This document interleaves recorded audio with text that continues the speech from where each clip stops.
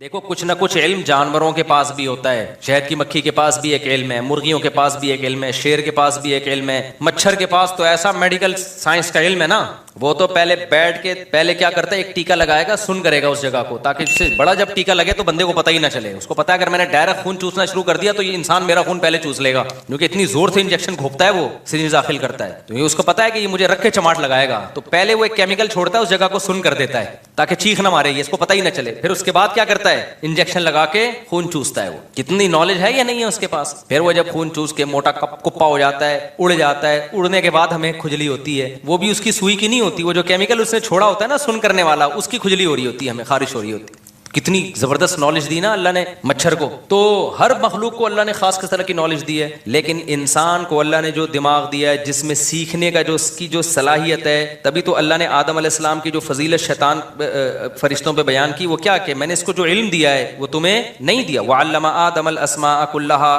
اس میں یہ چیزوں کی حقیقت اور ماہیت کو جاننے کی صلاحیت ہے, تمہارے اندر یہ صلاحیت نہیں ہے.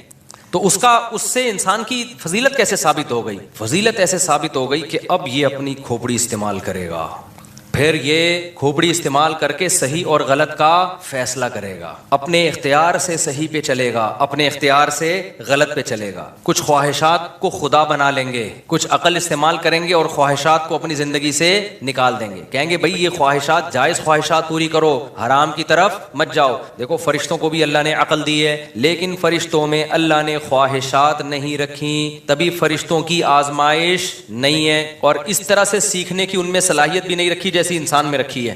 تو ان میں خواہشات ہی نہیں ہے. اللہ نے ان کو جو حکم دے دیا نا وہ اس حکم پر چلتے چلے جاتے ہیں.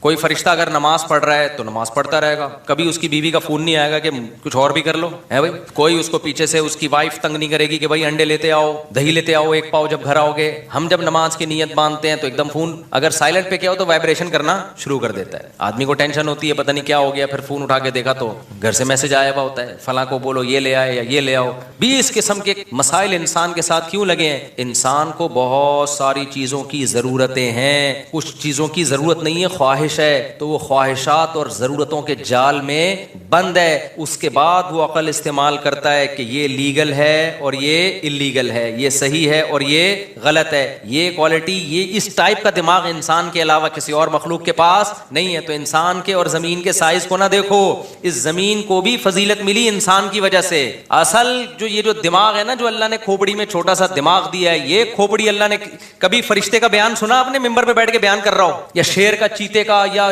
ہاتھی کا, بیل کا؟ ایک ایتھیسٹ نے سوال کیا تھا کہ یہ انسان تو اتنا چھوٹا سا ہے اور اس کو اتنی مذہب اتنی اہمیت کیوں دے رہا ہے؟ تو میں نے اس کا جواب دیا تھا اگر سائز کو دیکھنا تو پھر بیل کا سائز کیا ہوتا ہے, بڑا ہوتا ہے, پھر اس کی عزت انسان سے زیادہ ہونی چاہیے. کیا خیال ہے بھائی؟ پھر اس کو ذبح کر کے کھاتے کیوں ہو تم؟ ایتھیسٹ لوگ بھی کھاتے ہیں نا گائے کا گوشت, پھر تو بیل کو چاہیے انسانوں کو ذبح کر کے کھائے. وہ اگر سائز کی بیس پر, کسی کے حجم کی بیس پر ہم نے مخلوق کو فضیلت دینی ہے تو گینڈے, گدھے اور گھوڑے وہ اس دنیا میں زیادہ فضیلت والے ہونے چاہیے. آپ یہ کہہ سکتے ہیں وہ بھی تو اس کائنات میں بہت چھوٹے سے ہیں. بھائی چھوٹے سے ہم سے تو بڑے ہیں نا کم از کم. تو اگر سائز کے حساب سے ہم نے کسی مخلوق کو فضیلت دینی ہے تو انسان سے زیادہ فضیلت گدھے اور گھوڑے اور بیل مچھلی کی سب سے زیادہ فضیلت ہونی چاہیے زمین میں. کہ سب سے بڑا سائز کس کا ہے؟ بیل مچھلی کا ایک دانت انسان کے برابر ہوتا ہے. یہاں سینڈ سپٹ پہ ایک بیل مچھلی پکڑی گئی تھی ہمارے بچپن میں, تو اس میں بندے گھسے ہوئے تھے, منہ کے اندر 8-10 بندے آ گئے تھے اس کے, آرام سے مر چکی تھی. شکر ہے, اگر زندہ ہوتی تو پھر وہ اب تک بیل مچھلی اس کو کباب بنا کے کھا چکی ہوتی. تو اتنی بڑی بڑی مخلوق, لیکن انسان کو فضیلت کس بیس پہ دی جا رہی ہے؟ اس دماغ کی بیس. تو میرے بھائی یہ سارا کھیل کس کا ہے؟ عقل اور خواہشات. عقل اور خواہشات بھی آئیں گی. فرشتوں میں خواہشات نہیں آ رہی ہوتی, آپ کی خواہش کہہ رہی ہوگی یہ کر لو وہ کر لو, سسٹم کے تحت فلاں کو بنا دو, فلاں کو گرا دو, اور فلاں بھی سارے ایک جیسے ہیں. اس سسٹم میں جتنے ہیں یہ تو سبھی ایک جیسے چل رہے ہیں, کسی ایک کو آپ تھوڑی ملامت کر سکتے ہو. تو فلاں کو گرا دو, فلاں کو. یہ پیچھے کیا ہے, کچھ مخلص ہوتے ہیں, کچھ اپنی خواہشات کو کے غلام بنے ہوئے ہوتے ہیں. اوپر سے نیچے ہر طبقے میں اچھے بھی اور برے بھی ہمیشہ موجود رہیں گے. اور ان بروں سے کمپیئر کیا جائے گا تو پتہ چلے گا کہ اچھا کون ہے اور برا کون. اچھوں سے کمپیئر کریں گے, میں نے بتایا نا نظریہ اضافت تھا نا آئنسٹائن کا, وہ ہر جگہ امپلیمنٹ ہوتا ہے اس کا. ہر جگہ وہ جب برائی کو کمپیئر کریں گے اچھائی سے تو پتہ چلے گا اچھائی کسے کہتے ہیں, اچھائی کو کمپیئر کریں گے برائی سے تو پتہ چلے گا برائی کسے کہتے ہیں. تبھی قرآن دونوں کو ساتھ ساتھ لے کے چلتا ہے. آدم علیہ السلام کی تخلیق کے وقت ہی اللہ نے بتا دیا تھا کہ اچھا کون ہے اور برا کون ہے. آدم سے غلطی ہوئی توبہ کر لی, شیطان سے غلطی ہوئی توبہ نہیں کی, کمپیئر کر کے بتا دیا کہ بھی غلطی کرنے سے برے نہیں ہو جاتے, غلطی کر کے اس غلطی پہ ڈٹنے سے کیا ہوگے, برے ہوگے. وہ کمپیئر کیا, مقابلہ کیا. غلطی تو کسی سے بھی ہو سکتی ہے بھائی. تو میرے بھائی جو اللہ نے مجھے اور آپ کو دماغ دیا ہے نا اور جو خواہشات دی ہیں, تو اب اللہ کی نظر میں اچھا وہ بنے گا جو ان خواہشات کو اپنی عقل کے نیچے رکھے گا. آپ کی دل چاہتا ہے بہن کو وراثت نہ دیں, عقل کہتی ہے کہ یہ کیا ہے, غلط, ہڑپ کر جائیں تو زندگی بن جاتی ہے بہت سے لوگوں کی. عقل کیا کہتی ہے, نا نا نا نا نا, یہ کیا ہے بھائی, غلط. تو اب اللہ دیکھتے ہیں کہ میرا یہ جو مخلوق ہے نا, یہ جب اچھے راستے کو اختیار کرے گی تو اس کا اچھا بننا ایسا نہیں ہے جیسے فرشتوں کا اچھا بننا. اس کا اچھا بننا میں اپنے ارادے اور عقل کا دخل ہے, لہذا یہ اچھا بنے گی تو پھر بات بنے گی. دیکھو آپ کے ماتحتوں میں جو باصلاحیت لوگ ہوتے ہیں نا, آپ چاہتے ہو ان کو فوکس کیا جائے. جو باصلاحیت لوگ نہیں ہوتے آپ کی نظر میں ان کی زیادہ ویلیو نہیں ہوتی. تو صلاحیت والا عقل کے لحاظ سے انسان ہے اس کائنات میں, اس لیے پوری کائنات میں سب سے زیادہ ویلیو اللہ کس کو دے رہے ہیں, انسان کو دے رہے ہیں.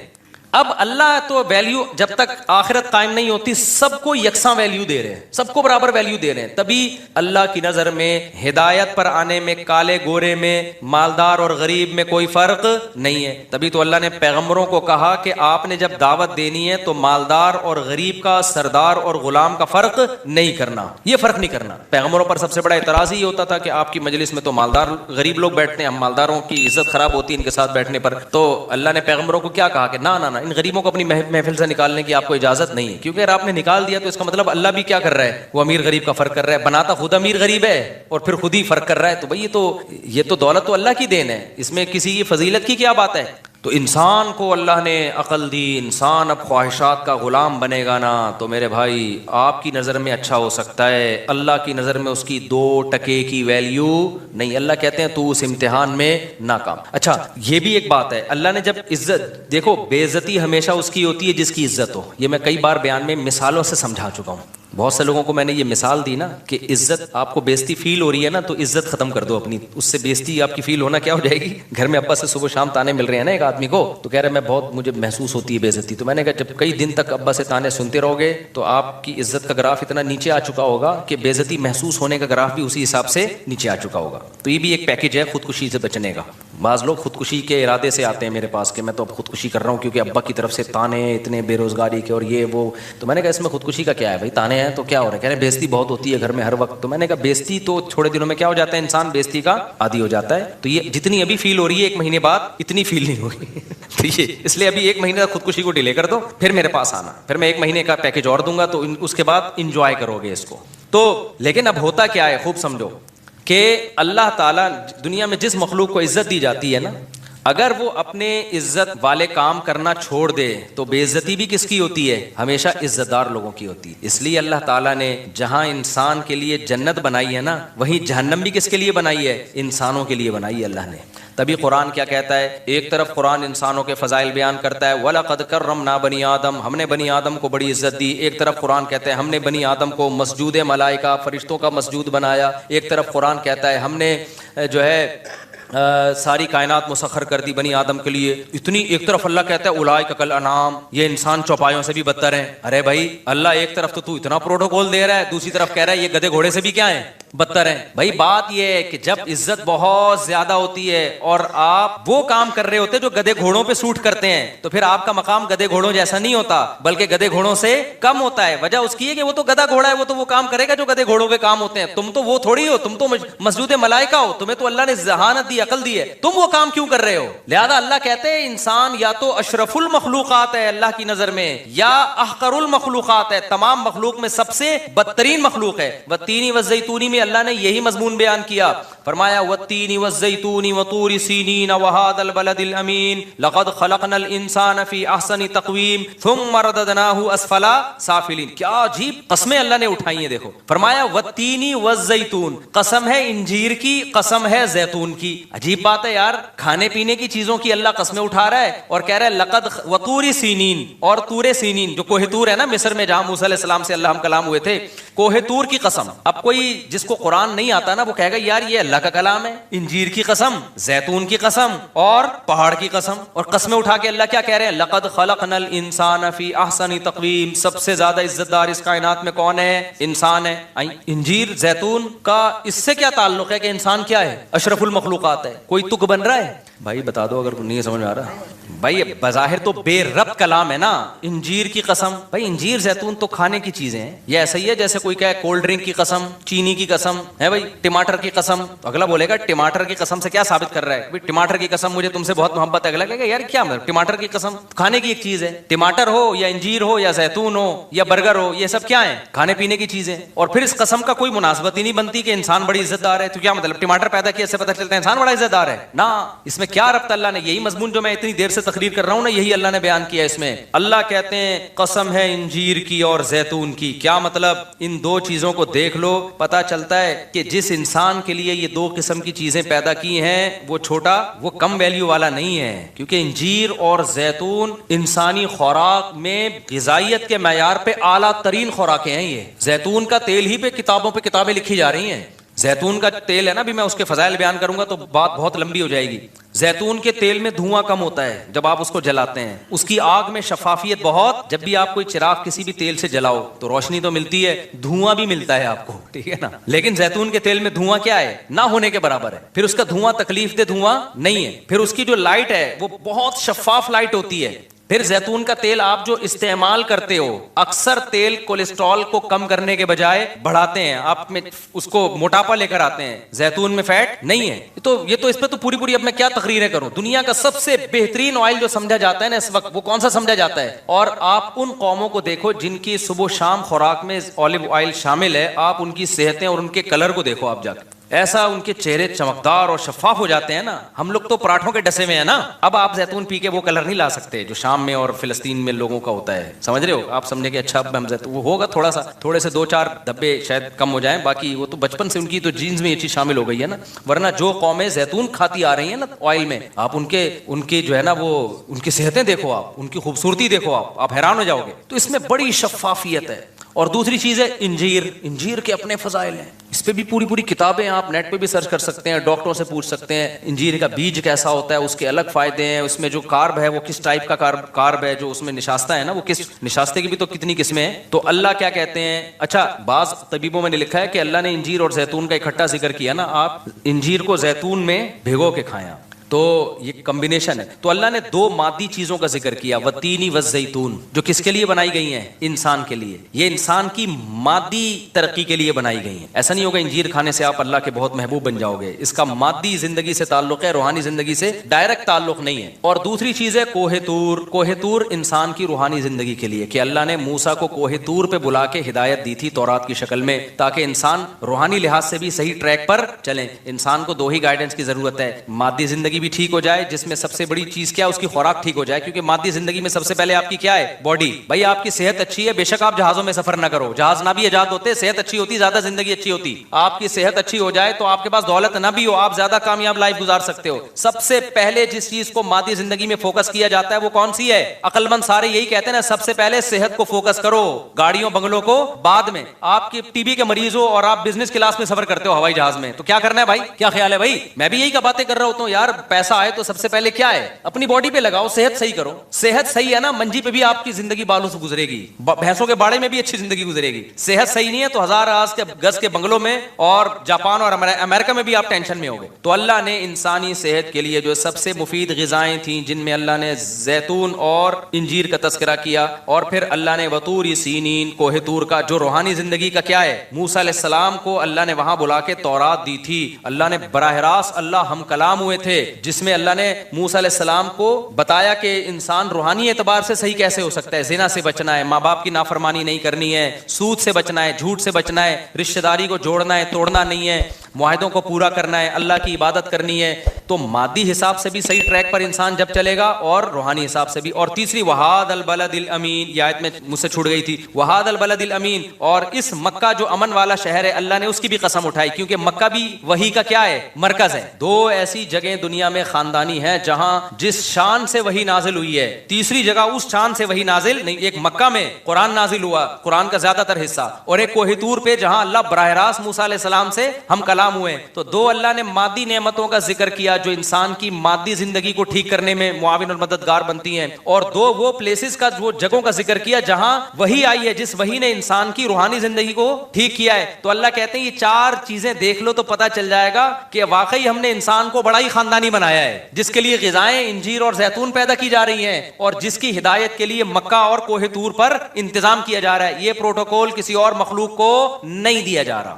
سمجھ میں آ رہی ہے بات؟ لیکن پھر آگے اللہ نے کیا فرمایا, والتین والزیتون وطور سینین وہذا البلد الامین لقد خلقنا الانسان فی احسن تقویم ثم رددناہ اسفل سافلین. اللہ کہتے ہیں بنایا تو ہم نے بڑا معزز تھا, لیکن پھر ہم نے ہی کیا کیا, انسانوں کو سب سے بدترین مقام پہ لے گئے. ہم لے گئے کا مطلب کیا ہے, یعنی ان کی حرکتوں کی وجہ سے. بنایا تو اشرف المخلوقات, جس کے لیے غذاؤں میں انجیر اور زیتون پیدا کی. اس سے بھی پتہ چلتا ہے کہ ہم اپنی غذاؤں کو ٹھیک کر لیں. اللہ تو قسمیں اٹھا رہے ہیں انجیر اور زیتون کی, اور ہم اللہ نے قسمیں اٹھائیں تو اللہ قسمیں اٹھا کے بھی تو بتا رہے ہیں کہ یار یہ چیزیں کھایا کرو, یہ چیزیں ہیں جو تمہارے لیے میں نے پیدا کی ہیں. تم آ گئے برگر پہ, تم آ گئے یار غیر مسلموں سے نا, جو انگریز ہیں, غیر مسلم میں خاص طور پہ انگریز. دیکھو ترقی اگر انگریز نہ بھی کرتے نا, مسلمان کر لیتے. ترقی ایک نیچرل ہے, ترقی ہر قوم آہستہ آہستہ انسان آگے ہی جاتا ہے. یہ تو جو پہلے چلا گیا تو اس نے ترقی کے سارے وسائل اپنے ہاتھ میں لے لیے. تو مسلمانوں کی تو خلافتیں ہی ختم ہو گئی. اگر نہ ختم ہوتی تو ہم بھی بہت آگے جا چکے ہوتے. اصل بات ہے آپ نے دنیا کو دیا کیا ہے, وہ چیز دی ہے جو تو وہ تو ہونی تھی.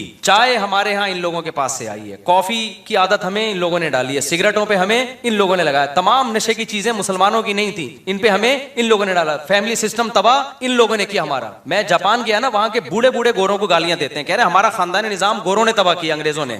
تو یہ بڑی بڑی جو برائیاں آئی ہیں نا, برگر پہ ہمیں کس نے لگایا ہے؟ آپ کے باپ دادے برگر کھاتے تھے, ڈبل روٹیاں؟ ہم تو روٹی کھانے والی قوم تھی. ہمیں غذائیں ہماری ان لوگوں نے چینج کی ہیں. کولڈ ڈرنک پہ ہمیں کس نے لگایا ہے؟ ہمارے باپ دادے تو لسی پیتے تھے, کولڈ ڈرنک کون لے کر آیا ہماری سوسائٹی میں؟ تو ہر چیز گوروں کی اچھی نہیں بولا کرو, گورے اچھے, گوروں نے ایکچولی سارا بیڑا غرق پروگرام جو ہمارا جو بیڑا غرق ہوا ہے وہ کس کی وجہ سے ہوا ہے؟ ان گوروں کی. اور یہ جو سسٹم ہے یہ بھی انہی کا دیا ہوا ہے. تو سارا اپڈیٹنگ جو سسٹم ہے نا, اپ گریڈنگ سسٹم, وہ وہاں سے آ رہا ہے. تو پورا ہی سسٹم ہی چل رہا ہے اس وقت دنیا میں. تو پیچھے تانے بانے وہ ہم پہ مسلط ہوئے ہوئے ہیں. وہ چاہتے ہی نہیں ہے کہ ہم لوگ ترقی کریں, وہ ہمیں پیچھے ہی رکھنا چاہتے ہیں. وہ چاہتے ہیں لڑتے رہیں بیٹھ کے. تو یہ اتنا نہیں گوروں کی جو ہے نا متاثر ہوا کرو. ہمارا سارا نظام, ہماری جب حکومتیں ہندوستان میں جو تھی تو اس وقت ہماری ترقی تھی, جو ہماری خلافتیں تھی اس وقت ہمارے کیا حالات تھے. یہ تو سارا ان لوگوں نے برباد کیا ہمیں, اور ہمیں اٹھنے بھی نہیں دے رہے ہیں. یہ اپنے لیے ان کے اصول کچھ اور ہیں بھائی, ہمارے لیے اصول کچھ اور ہیں. تو اتنا زیادہ اپنے آپ سے بدگمان نہ ہوا کرو. اتنے برے نہیں ہیں جتنا ہمیں برا بنا کے دکھایا جاتا ہے. تو میں بات کیا کر رہا تھا, جلدی سے بس بات کو سمیٹ کے ختم کرتا ہوں. ہاں, تو اللہ نے قسم اٹھائی, والتین والزیتون وطور سینین وہذا البلد الامین. اللہ کہتے ہیں میں نے اس کی مادی صحت کا بھی انتظام کیا, اس کے لیے انجیر اور زیتون پیدا کیا میں نے, اور میں نے اس کے لیے روحانی صحت کا بھی انتظام کیا, جس کا گواہ مکہ اور کوہ طور ہے. کیسے کیسے پیغمبروں کو بلا کے کوہ طور پہ ہم کلام ہوا. موسیٰ کو اللہ نے کہا کہ یہ کرو, یہ نہیں کرو. اور یہ بات یاد رکھو, داڑھی کی ویلیو اسلام میں کم نہیں ہے. آج بھی تورات میں لکھا ہوا ہے کہ اللہ نے موسیٰ کو کوہ طور پہ بلا کے کہا کہ اپنی قوم سے کہنا کہ داڑھی مت کاٹو. تبھی یہودیوں کی اتنی بڑی بڑی داڑیاں ہم نے دیکھی ہیں. ہمارے مذہبی اسکالر ماڈرن ہو گئے کہ داڑھی ہی کا انکار. آپ نہیں رکھتے توبہ استغفار کرو, لیکن انکار نہیں کر سکتے آپ. اسلام کو اپنے کلچر کی وجہ سے چینج نہ کرو, اسلام ویسا ہی ہے. تو یہ اللہ کا حکم ہے, کیونکہ آپ کو آپ کی فطرت کو چینج کرنے نہیں دے گا اسلام. آپ دیکھو آج کل لڑکے لڑکی نما آ رہے ہیں کہ نہیں آ رہے ہیں, تو اسلام اس کی پرمیشن دیتا ہے. گورے کے پاس تو کوئی ہدایت نہیں, وہ کہتے ہیں ان کی نجی لائف ہے, جیسے چاہے بال کٹائیں, جیسے چاہے یہاں بالیاں ڈالیں, جو مرضی کریں. لیکن اسلام نے پابندی لگا دی. نبی صلی اللہ علیہ وسلم کی صحیح حدیث ہے, ان مردوں پر لعنت ہے جو عورتوں کی مشابہت اختیار کرتے ہیں. ان عورتوں پر لعنت ہے جو مردوں کی مشابہت اختیار کرتی ہیں. تبھی تو عورت کے لیے بال چھوٹے کرنا پسندیدہ کام نہیں ہے, کیونکہ چھوٹے بال کس کے ہوتے ہیں؟ مردوں کے ہوتے ہیں. آپ کہہ سکتے ہو آپ کے تو بڑے بال ہیں, تو اتنے چھوٹے عورتوں کے نہیں ہوتے, اب اس سے زیادہ تھوڑی بڑے ہو سکتے ہیں, کتنا بڑھا لیں گے آپ, بڑھانا بھی چاہو تو یہاں تک نہیں پہنچتے. تو یہ اللہ نے پروٹوکول پیکج عورت ہی کو دیا کہ اس کے بال بڑے ہو سکتے ہیں, اس کا مطلب یہ عورت کی خاصیت ہے. اب وہ بال کٹائے گی تو شریعت اس کو پسند نہیں کرتی, تو جو ہے نا اس کو ویسے ہی رہنا چاہیے. آدمی ہے تو پورا آدمی نظر آئے وہ, تو یہ ہائی اللہ ہوئی اللہ والا جو اسٹائل ایسے ایسے ہیجڑے ٹائپ کے ٹک ٹاک پہ ویڈیوز آ رہی ہوتی ہیں نا, عجیب سے کھرچے ہوئے منہ آ رہے ہیں, عجیب سے مرد ہے وہ چمک پٹیوں والا ساڑیاں پہنا ہوا ہوتا ہے, اور لوگ کمنٹس بھی کر رہے ہوتے ہیں واہ واہ واہ ماشاءاللہ, یہ تمہارے دماغ خراب ہو گیا ہے. تو اللہ کا قہر ہے, اللہ کا عذاب آتا ہے بھائی. تو گورا تو کہتا ہے اس کی نجی زندگی ہے, جو مرضی کرو. ہم کیا کہتے ہیں بھائی, ہماری باڈی پہ ہمارا حق نہیں ہے. یہ کس نے بنائی ہے؟ اللہ نے. تو اللہ روحانی اعتبار سے ہمیں سیدھا رکھتا ہے. تو اللہ نے موسیٰ علیہ السلام کو بھی کہا کہ اپنی قوم کو کہہ دیں کہ داڑیاں, مرد داڑھی بڑھائیں. اور پھر اللہ نے ہمارے نبی کو بھی وحی کی, ہمارے نبی نے ہمیں بتایا کہ مرد عورت کی مشابہت اختیار بولو مت کریں, اور عورتیں مردوں کی مشابہت اختیار مت کریں. تو ہر لحاظ سے اللہ نے گائیڈ کیا. پھر اللہ نے فرمایا جس کی گائیڈنس کا اتنا انتظام ہو رہا ہے اور مادی زندگی کے لیے انجیر اور زیتون پیدا کیے جا رہے ہیں اس کے لیے, تو اس سے پتہ چلتا ہے انسان کوئی چھوٹی موٹی مخلوق نہیں ہے. لیکن اللہ کہتے ہیں پھر ہم نے کیا کیا, اس کو بدترین مخلوق بنا دیا.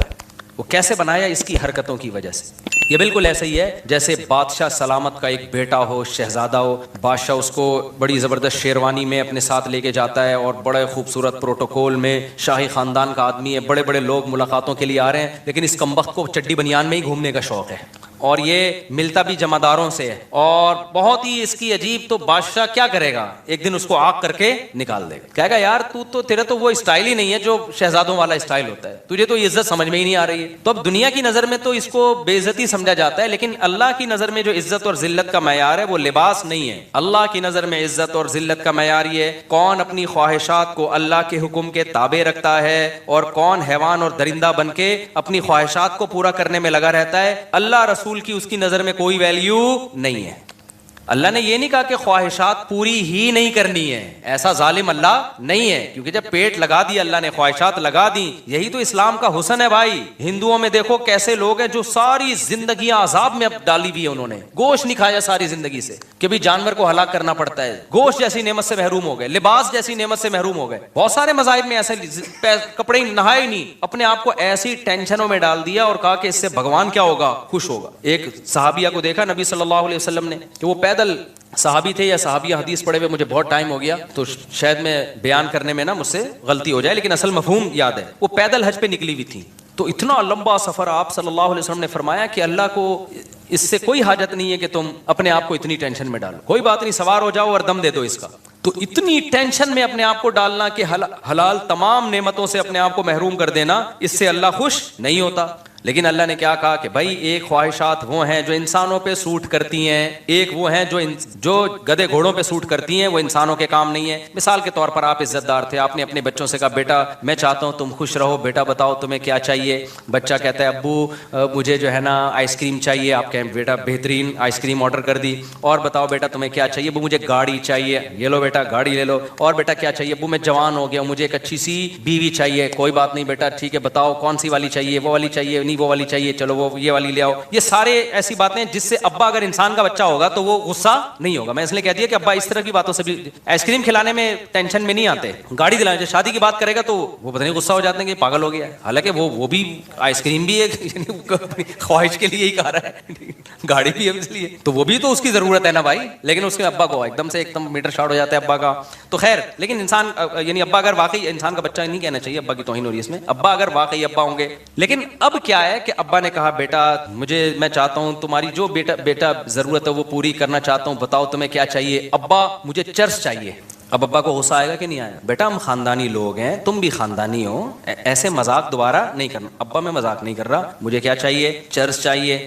یار بیٹا یہ غلط چیز ہے, اور بتاؤ کیا چاہیے اس کے علاوہ. ابا مجھے انٹی کو چھیڑنا ہے جا کے, مجھے بیوی نہیں چاہیے. میں ویسے ہی گدے گھوڑے جیسے کرتے ہیں نا, جب ایک ٹرک ان کے دماغ پہ سوار ہوتی ہے تو گدھا گدھی تلاش کرتا ہے کہ نہیں کرتا. تو ابا ایک محلے میں گدھی ہے جو مجھے پسند آ گئی ہے, بس میں نے وہاں جانا ہے, اپنی ٹرک پوری کرنی ہے. شادی وادی کر کے بیوی بنا کے نہیں لانا, جب تک ٹرک پوری ہوگی کروں گا, اس کے ساتھ ریلیشن رکھوں گا, جب ٹرک پوری ہو جائے گی تو پھر اس کو چھوڑ کے کسی اور. ابا انسان کا بچہ ہوگا تو خوش ہوگا ایسی باتوں پہ, جائیدادوں سے آگ کر دے گا, بولے گا یہ میرا بچہ نہیں ہے بھائی, کسی نے غلطی سے میرے کھاتے میں نادرا میں غلطی سے میں نے نسبتیں دور کرے گا، بھائی میرا اس بچے سے، لوگوں یہ میرا بچہ نہیں ہے، میری بےزتی ہو رہی ہے. خدا کی قسم یہی کام انسان کے ساتھ ہو رہا ہے. قل من حرم زینت اللہ التی اخرج لعباده والطیبات من الرزق. اللہ کہتے ہیں بتاؤ، یہ جو ہندوؤں نے بہت سی چیزیں حرام کر لی، عیسائیوں نے بہت سی چیزیں حرام کر لی، اللہ کہتا ہے جو حلال پاکیزہ چیزیں کون حرام کر سکتا ہے؟ تم کہو میں نے پیدا تمہارے لیے، یہ شہد میں نے تمہارے لیے پیدا کیا، یہ جانوروں کا دودھ میں نے تمہارے لیے پیدا کیا، مرغیوں کے انڈے میں نے تمہارے لیے پیدا کیے، اور تمہارے مشورے پر پورے سال مرغی انڈا دے گی، ٹھیک ہے نا،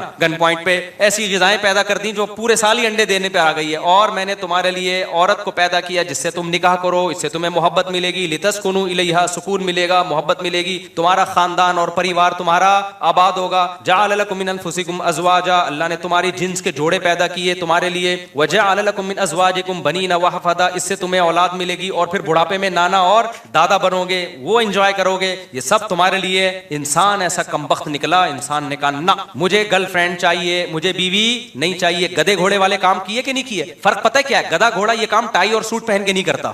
انسان نے کیا کیا؟ 3 پیس سوٹ اور ٹائی میں، اور ولاگ بنائی میری گرل فرینڈ، یہ میری کلیگ ہے جس کے ساتھ میں گھومتا ہوں.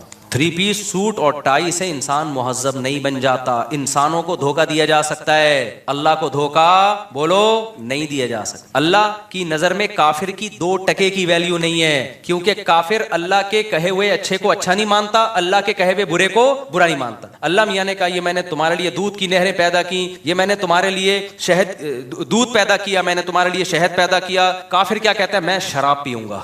وہ کیا کہہ رہا ہے؟ میں کیا پیوں گا؟ اور اسمبلی سے بل بھی پاس کرا لیا کہ شراب کیا ہے؟ لیگل ہے. اللہ کہتے ہیں بھائی یہ انسانوں والے کام نہیں ہے، یہ انسانوں پہ سوٹ، یہ گندی. دیکھا نا شرابی کے منہ سے آنکھیں کیسی ہوتی ہیں دیکھو فلموں کی شرابی اور ہوتے ہیں، ایکچوئل میں شرابی بولو نا اور ہوتے ہیں. فلموں کا شرابی تو ایسا ہوتا ہے آدمی کہتا ہے میں بھی 2 بوتلیں پی لوں، لیکن ایکچوئل میں جب آپ شراب نے دیکھے ہیں نا، یورپ میں بھی دیکھے ہیں، ادھر بھی تھائی لینڈ وائلینڈ میں بھی گیا، تو اتوار کی رات کو میں ایسے ہم لوگ ٹہل کے نہیں نکلے، ایسے پڑے ہوئے ہیں لوگ، منہ سے رالیں ٹپک رہی ہیں، گند بدبو. ایکچوئل میں یہ ہوتا ہے قتل ہو جاتے ہیں، ایکسیڈنٹ ہو جاتے ہیں، جہاز گر جاتے ہیں، پائلٹ نے پی لی، ٹیسٹ ہوتے ہیں پھر بھی بعض دفعہ نکل جاتا ہے پائلٹ. تو پائلٹ جو ہے نا وہ پی کے الٹا ہو گیا، وہ سمجھا کہ جہاز الٹا ہو گیا ہے،